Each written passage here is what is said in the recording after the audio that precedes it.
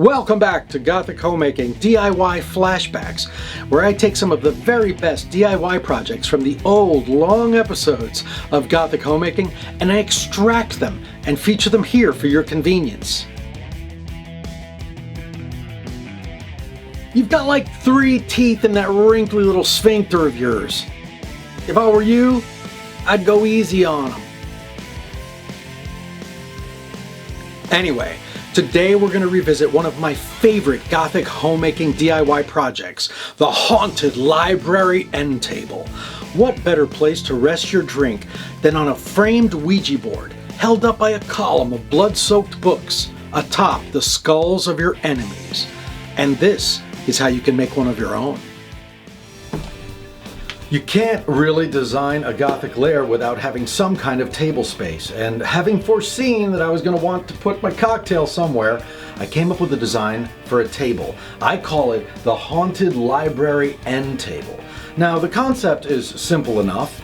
The skulls of my enemies, holding up a column of blood-soaked books, atop of which is a framed Ouija board.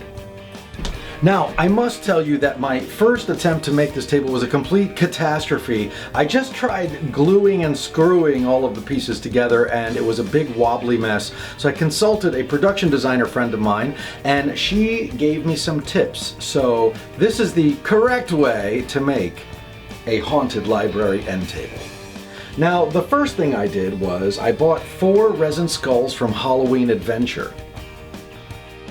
I got a piece of wood to serve as the base and I painted it red. Next, I went to Home Depot and I bought a lead pipe and 2 fittings.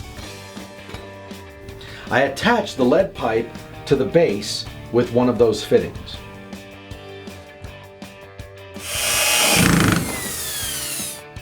Then I glued the 4 resin skulls using Devcon 5-minute epoxy to the wooden base.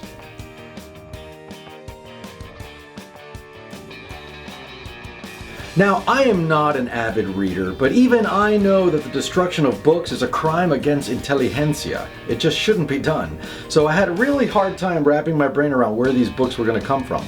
But one night I was passing the Strand bookstore. They have books outside for $1 that they're trying to get rid of, and as it happens, there was a rainstorm and all of those books were soaking wet. I knew they were not going to sell, and that's when it was time to strike.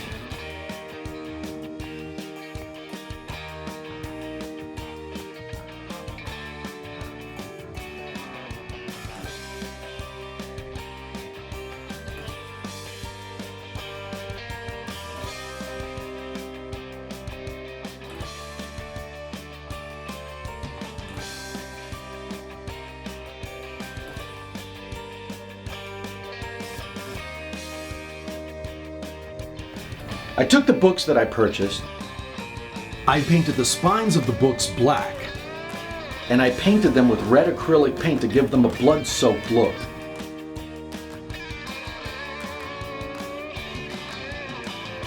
Now, I had to fit these books onto this pipe, which meant securing them to a vise and drilling a 1-inch diameter hole through each one of the books using a paddle bit. If these texts did not start out holy, let me tell you, they're holy now.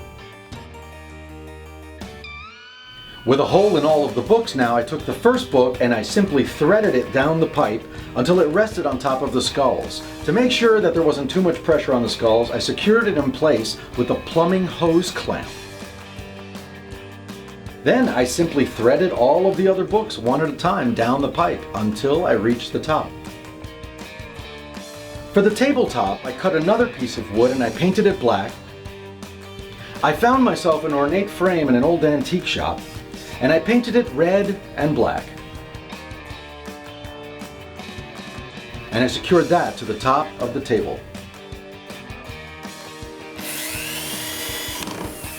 Then I simply glued a Ouija board to the top of the wooden tabletop, and I attached the other pipe fitting to the bottom of that.